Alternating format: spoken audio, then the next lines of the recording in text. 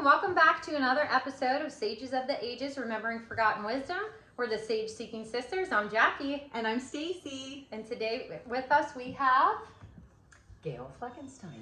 Welcome. Thank welcome. you. Thank you very And much. thank you for liking, sharing, and subscribing. Yes.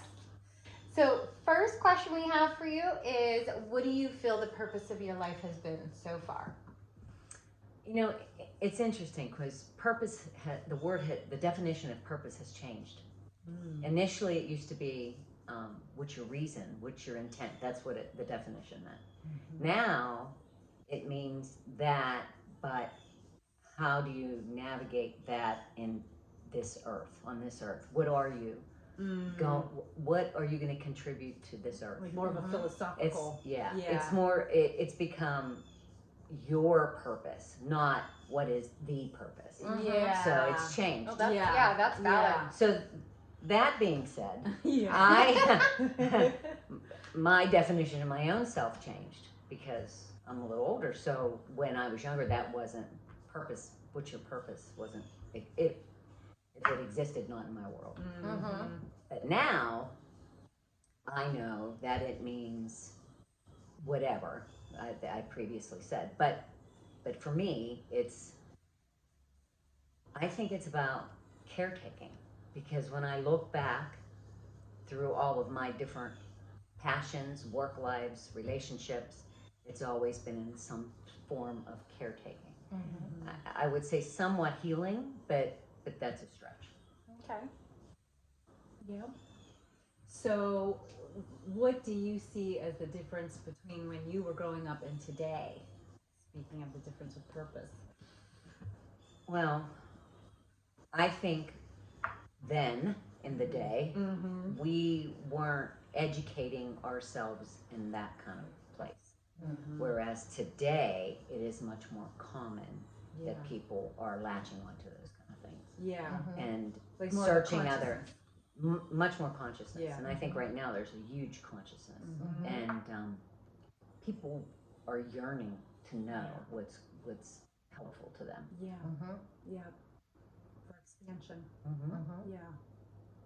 And growth and like all of that. I find myself on my own journey a lot, reflecting and trying to figure that out too as I go. I mean, the journey is until there's no more journey. Right. So right. I think it's continuous, and Me every too. whatever Yep. changes. Yep. So your outlook and you change. So everything changes. So it continues. Yeah. And self-actualization is the goal, right? Yeah. I mean, yeah. So, what do you how do you define love? What do you see? I don't know. Is love a verb or a noun or an adjective?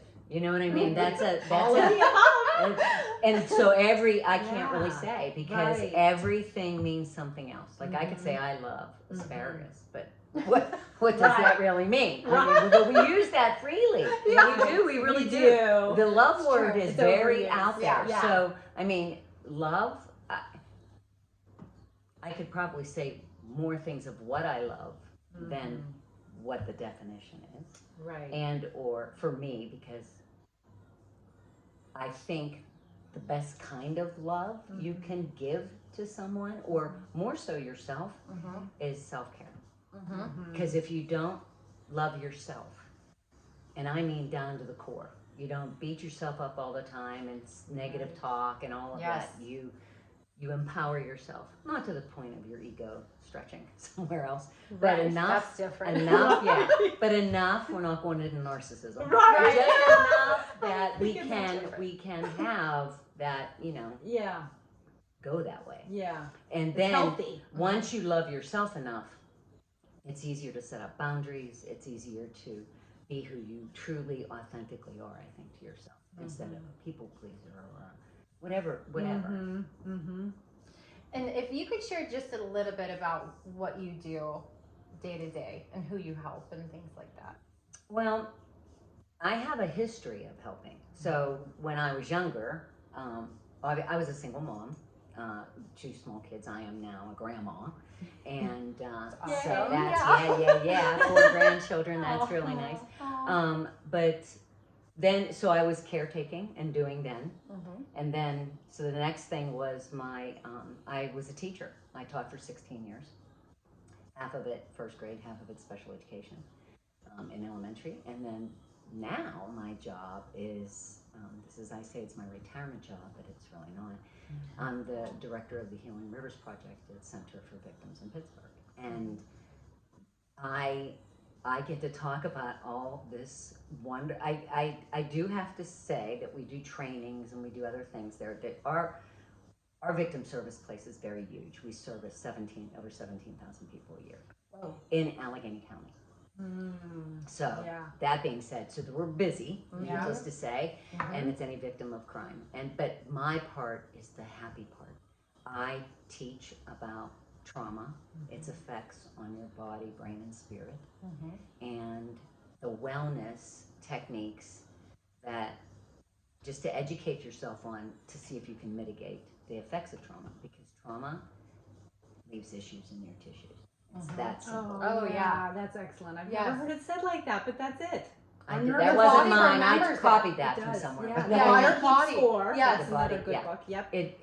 It does, and that's where Chinese medicine comes in. And every organ is related to an emotion.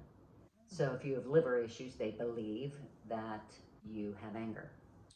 If you have kidney issues, it's more than likely based on fear, whatever the notion is. And so those kind of things play into it. So I get to research all of that and talk about it, just a mile wide and an inch deep. I'm not an expert in anything. I mean, I have my teaching certification in meditation, and I'm now enrolled in an herbal medicine course. But other than that, I mean, you just keep going. You just keep learning, because I want to be able to take care of me. And so I have a question, and I'm sure there's many things that you help the victims with and things like that. But if there's a couple key things that you could maybe share that you tell people to do when they have trauma to help them overcome it, or at least manage it better. Well, or recognize. Right. First of all, therapy is a good thing. That's the first thing. Yes. Therapy is a good thing. You need to have a good therapist, though. So I say treat it like any doctor, like you're interviewing someone. Yes. Treat them like anything else, right? That's one thing. And healing is not linear. There's no. It can go 2 steps forward and 100 back, but don't give up, because there once the thing of it is we are here, unfortunately, on earth to learn a lesson of many lessons, right? Yes. But and so we have to experience the negative to appreciate the good, and to grow. And that's unfortunate too, to a certain extent, but if you embrace it and you take that and learn from it and move a little forward, that's where, like, knowledge is power. Educate yourself on what you've been through, how this has affected you, and do whatever it takes to fix you. And then I don't mean fix because you're broken. No. I mean fix your heart that's broken, or your enthusiasm, or your motivation, or your will anymore. I mean, do whatever it takes to make you feel good in a healthy, very healthy manner, not just. Because then you have more to offer, and you're able then to, like, kind of help elevate a little piece of humanity. Right. And we also say, like, you can't, when you go on an airplane, the oxygen mask goes on the adult, you, right? That's right. So you have to put that on you before you can help anybody else. Right. Right? Yeah. And everybody has to help somebody. Yeah. In their life. That's right. Now, that's what right? we're called to. Yeah. We're not on islands. No. So, like, therapy, and you said you deal with, like, you do meditation as well. Is there any other, maybe, like, techniques that you have the victims that you work with do? Like, have them journal or write things out?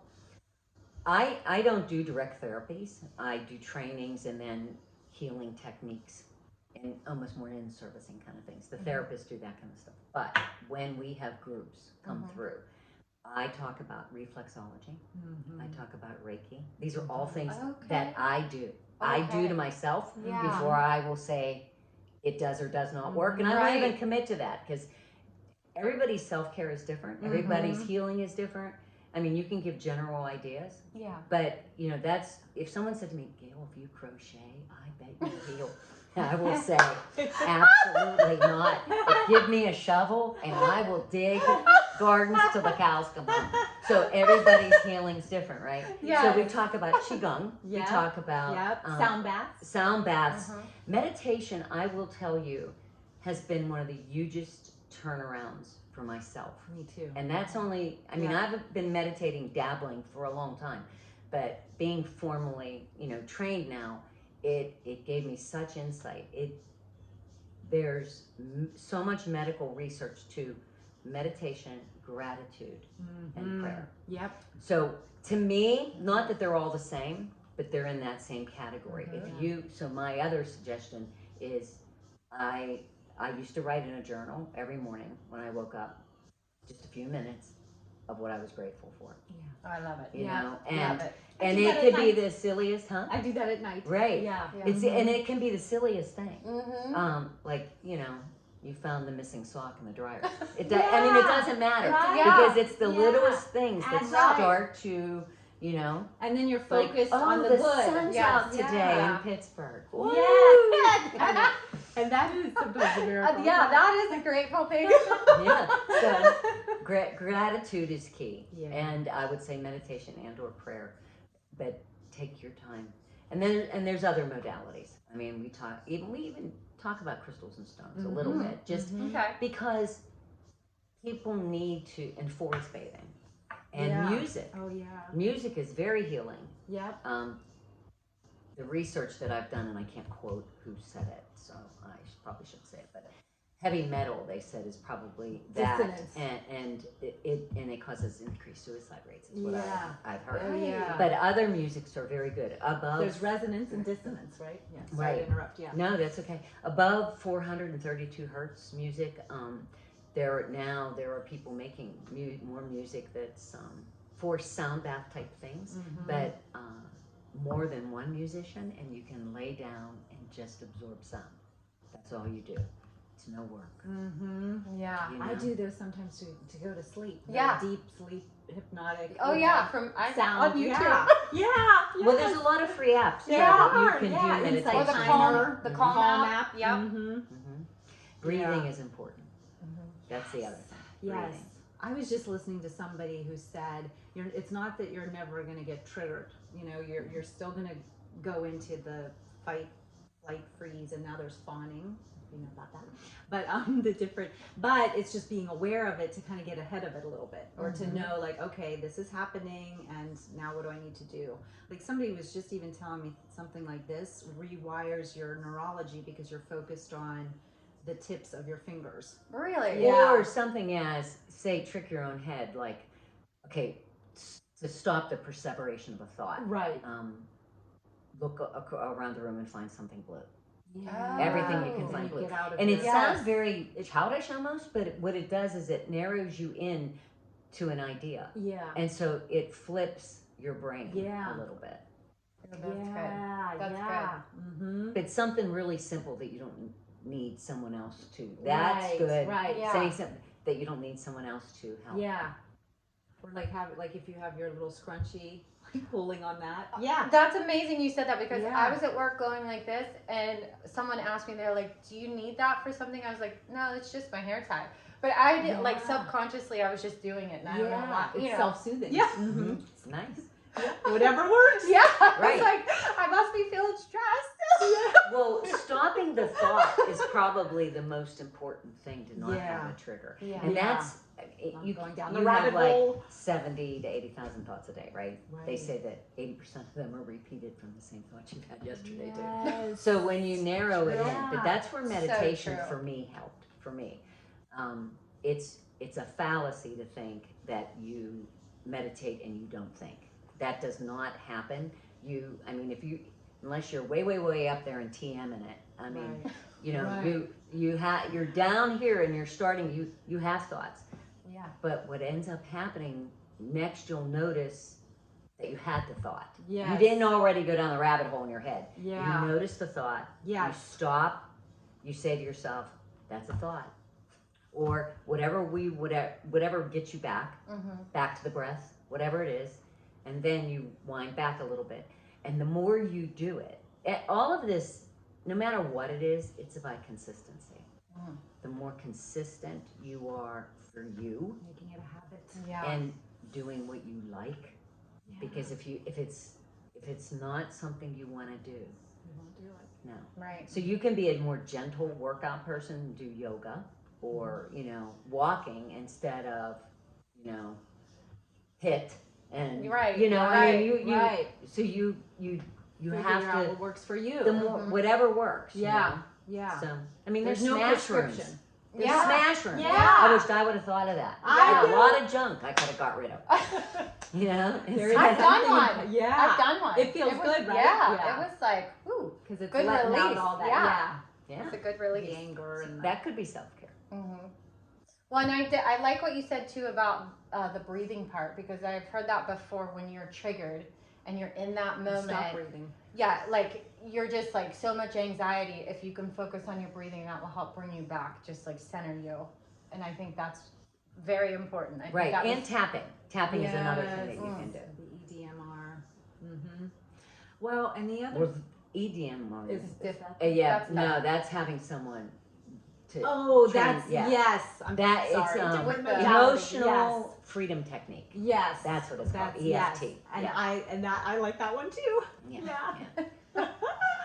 Well, and what you said is so powerful, because I don't know about you guys, but I do have a hard time dropping down into my body unless I'm forced, unless I make room for meditating, or the qigong or yoga or prayer or whatever, or dance. I love the dance too.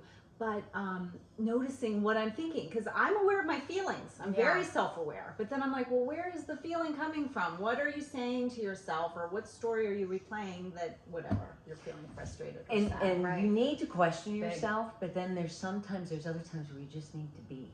And feel You it and just release need it. to be and feel it and settle and like do that shadow work where it comes.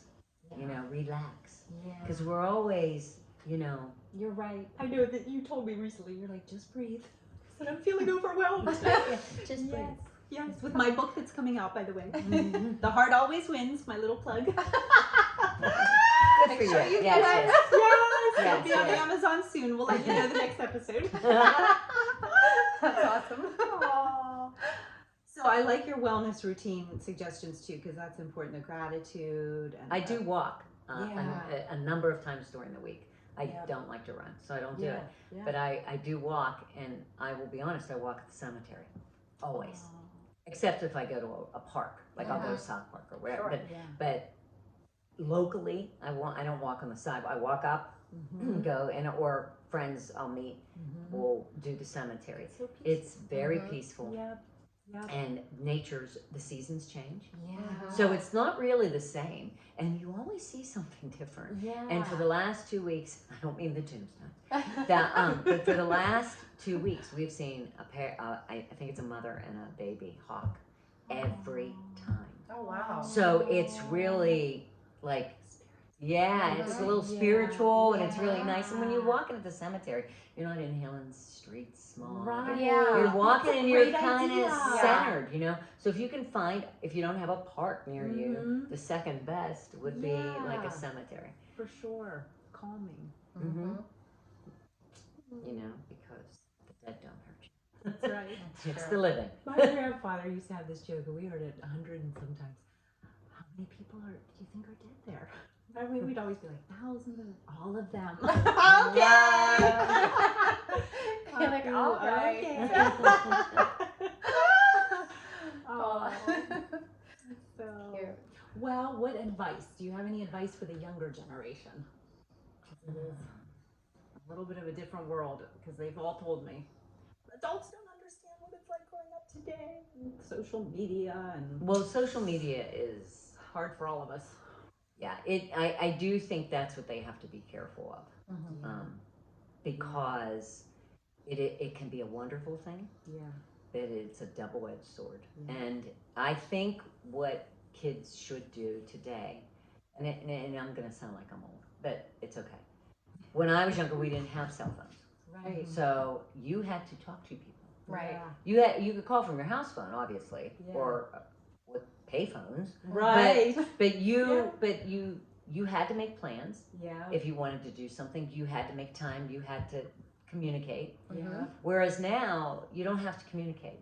You don't have to see a person if you don't want to. Right. And Right. then, in my day, not that I'm going to leave it that I did all these bad things when I was younger, but there was no social media to blast trap you later Right. on in your life. And I mean, you know, but now you can find any, especially for now with a lot of the kids with face recognition Yeah. and things that they're doing, they can change a lot of things. And so they can put so much of your business out there, which that may jeopardize your job. Right. It may Yeah. jeopardize a lot of things. So Your self-worth. be kind to everybody. Right. Yeah. Go out and be with people and experience good things in life and learn as much as you can. Yeah. But yet at the same time, like, I know social media and technology is the way to learn all that and do those things, Yeah. but use it sparingly. Yeah. You know, Discern. don't Yeah. just OD on it and stay behind closed doors and, you know. Right. Because you have to actually live your life Yeah. instead of just the screen. You know, living through the screen, because it's really, you're not It's detrimental. experiencing much. And all of the devices are addictive, and so kids don't have that wherewithal because there's a responsibility. And even with the adults, your dopamine's released, it dings. Well, there's It's a blue hard light for us. in each device Yeah. that stimulates certain parts of your brain. Yeah. So, you know, I mean, there's things. And plus, you know, if you're sitting on something, a device, it means you're not outside. Right. Unless right. you're sitting in the sun and have a screen and you're, you know, still playing on your iPad or whatever. It's hard to see them out there. Right. And I was a teacher. We used iPads in the our classroom. lessons. Yeah. So it's not like they're with it all the time. Right. Yeah. So I just think it's good to move away from it and Yeah. do different things. Yes. You know. I agree. Yep. I agree. Well, thank you. Well, thank been you. wonderful. Thank you. This was Yes, so for nice. everything. So nice. Thank you. Yes. Wonderful. Good luck with your book. Thank you. Yes. I'm sure it will be fabulous. Thank you. I think Yes. so. Smart one. Yeah. Resiliency. That's right. That's right. it. Yes. Oh. Well, thank you for watching another episode. See you next time.